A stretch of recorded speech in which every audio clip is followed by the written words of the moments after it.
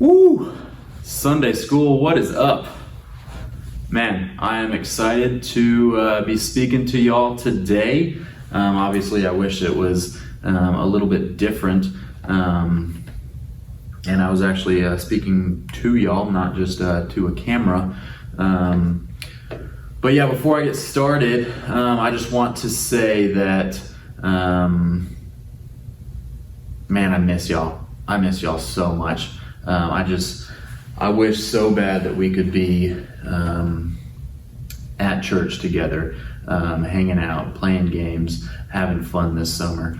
The summertime is a big part of my life, a big part of my story, and I'll get into that here in a little bit. But yeah, I just wanted to start with saying I'm so sorry that that this is the world we live in right now, and this is what is happening. But yeah, my name is Brian Drew.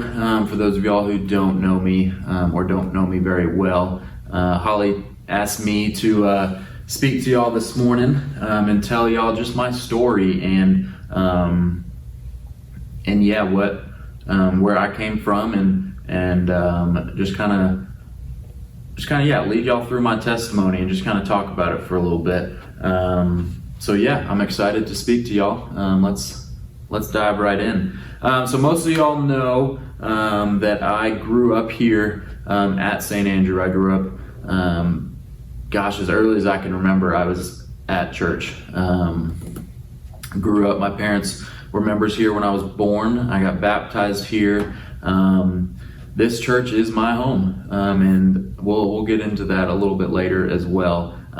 Just exactly what this church being my home actually means. But yeah, grew up going here, grew up going to the children's ministry stuff, doing everything with them. It's a different church now, it really is. There's a lot of change that has happened since I was in children's ministry. For starters, we used to have these two classrooms that are now where the atrium is, so they are completely gone. But we would, once a month, we would go and cook stuff for Sunday school. We would make bread or, I don't even remember all the stuff. I just remember the bread because it was so good.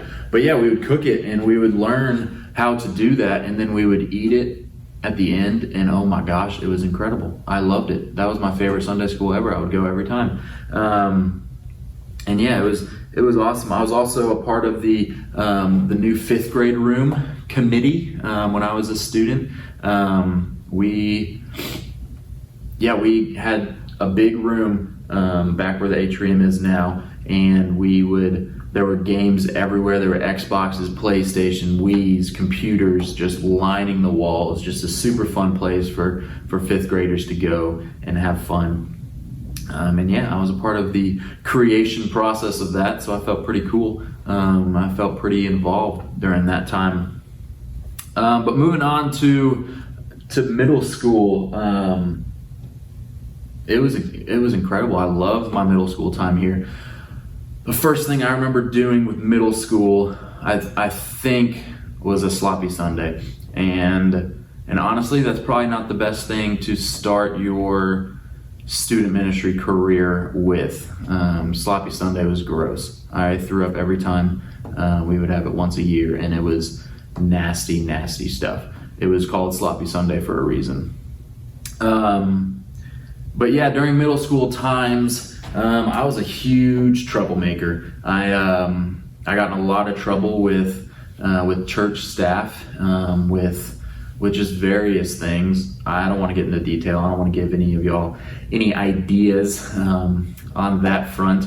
But yeah, I was a huge troublemaker, and going on mission trips and camps and retreats, man, I was the kid that made a lot of people upset, and I was the kid that not a lot of staff members enjoyed to be around, just because I just made a lot of mistakes, and I was a big troublemaker. But I did learn sometime down that path when I needed to turn it off, when I needed to flip the switch of, okay, yes, you can have fun during these times, but when it's time for worship, when it's time for a message, you need to flip that switch and you need to focus and be mature and be quiet. And I learned that in middle school at a younger age, and that was incredible. That helped me big time. And I'll kind of get more into that later on as well. But yeah, during middle school, we had separate mission trips. That's what we did. My brother always got to go down to Mexico and build houses, and we would go to various places and do smaller mission trip work, which we were supposed to do this summer. Unfortunately, that all got changed. But yeah, we also had a thing called UMYF. UMYF was what y'all remember as 412, where we would just come up and play games and hang out. Middle school and high school were separate.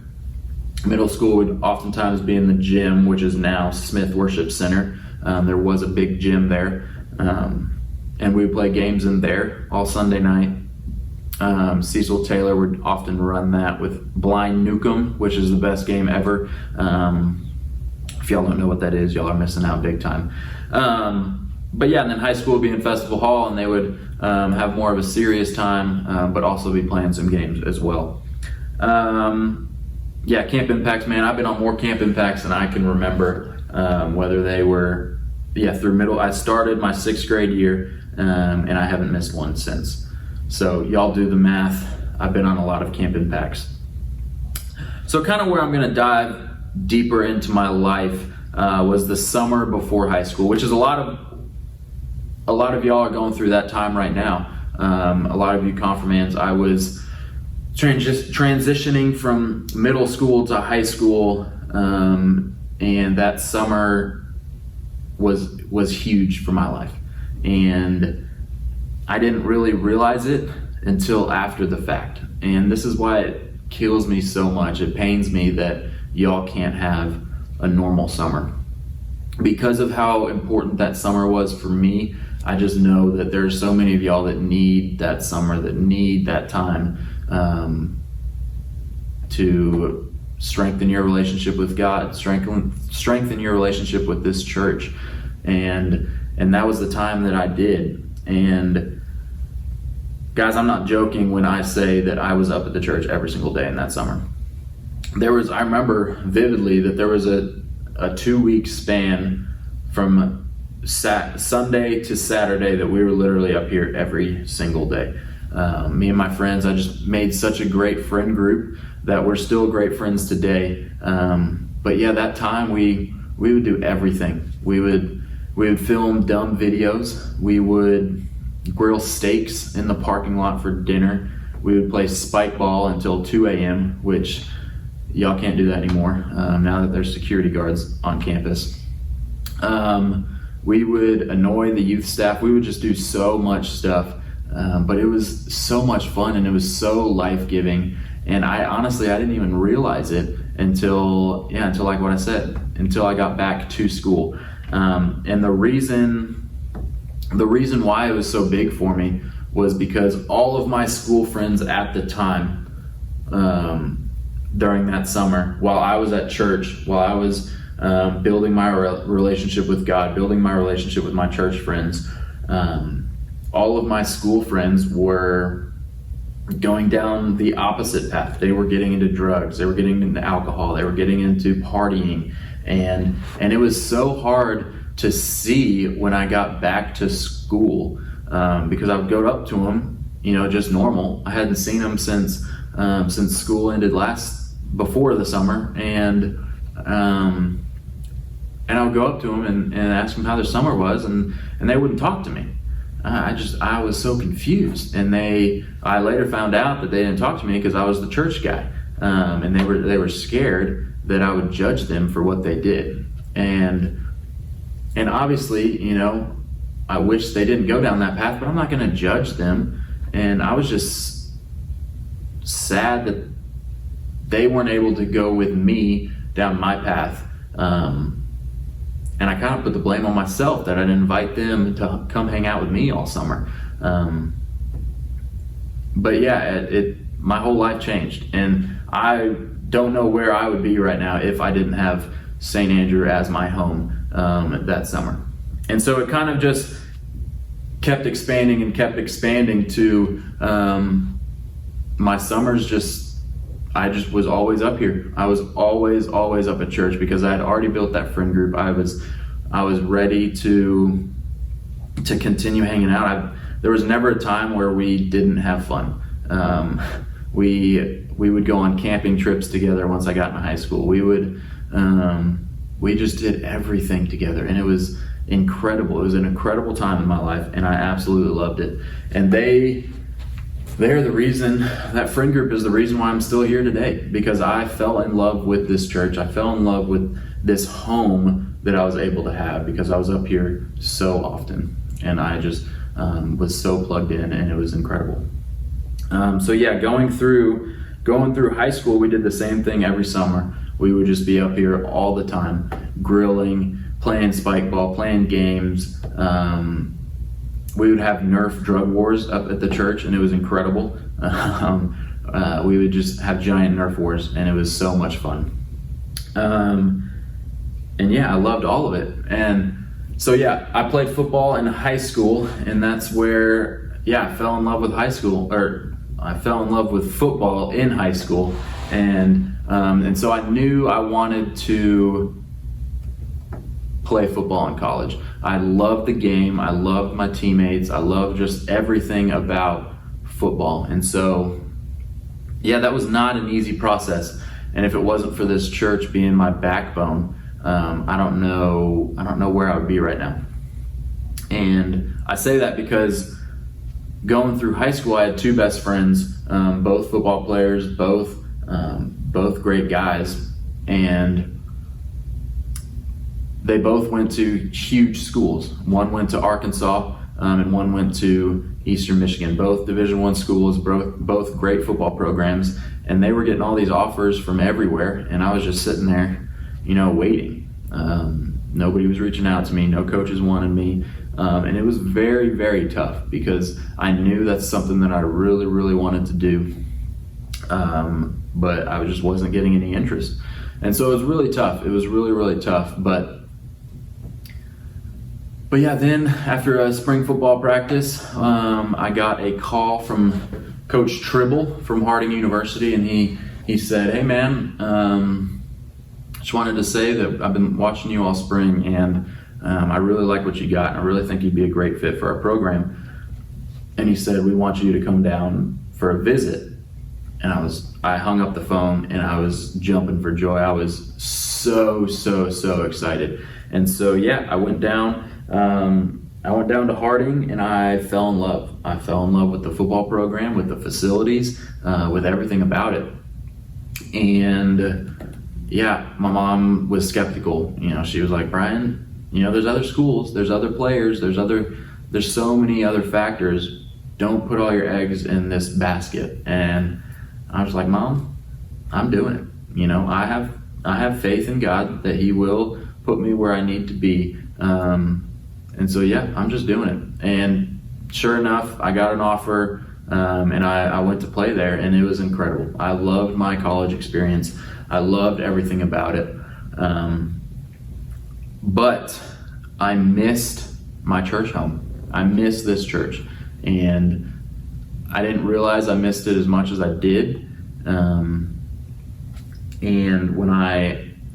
So yeah, my first year, I didn't really get plugged into a church. It's really, really difficult to do that. And it was tough for me. I had a tough first year because I didn't have that church family that I had here. And so time goes on, and then summer came around, and I got the opportunity to intern here, and I absolutely loved it. I interned with the middle schoolers, and it was incredible. I loved every part of it. I didn't think I would as much as I did. I started college with a criminal justice degree. I wanted to be a game warden when I graduated, and I thought that was going to be the most fun job ever. I thought it was the coolest thing. But turns out I worked here for a summer, and yeah, I couldn't couldn't leave. I couldn't not do this. And so going back to college, my sophomore year, I changed my major. I changed my degree to pursue student ministry, to pursue this church. And it was the best decision of my life. I was able to have a plan and know that I was coming back to this church to pour into it like it poured into me. I am now able in a position to pour into all of y'all, all of you students, just like the church poured into me when I was your age. And I'm so excited. I love it. And I was really looking forward to this summer being a huge summer. We have these new gyms, we have the new game room, we have so much new stuff, and I was so excited for it. But yeah, obviously things happen that we can't control. But I have faith in God that this is all happening and He will come through, and something big will happen after this. And so I'm just so excited for what that might be. And I'm excited for moving on down the road, what will happen, what we will be doing as a student ministry, and how this home will be a home for all of y'all. And so yeah, basically that's it. Yeah, this church is my home. I want this church to be a home for y'all. It is an incredible place, and it has saved me time and time again. And I just love working here. I love being here. I love all of y'all. I hate not being able to work with you guys. I have to work away and then just put videos out. I just want to be with y'all. I want to play games with y'all. I want to hang out with y'all.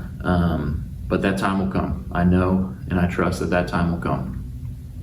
But for now, man, stay rooted.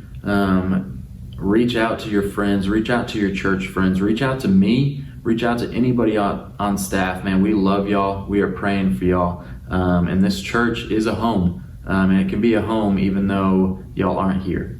So just know that we love you. And yeah, this church loves you. Let's pray. Heavenly Father, Lord, I just love you so much, God. And I just thank you so much for this church. God, growing up here was incredible. And I loved every second of it. And God, I just thank you for everybody that is watching this, God. I just pray for them. God, just keep them safe, keep them healthy, and just be with them during this tough time, God. The summertime is usually a super fun filled time at the church, and unfortunately that is not happening right now. But God, just be with them, be with the staff as we make plans for the summer to still be as fun as possible, God. We just love you so much, and we just thank you for everything, God. In your name I pray, amen. Peace.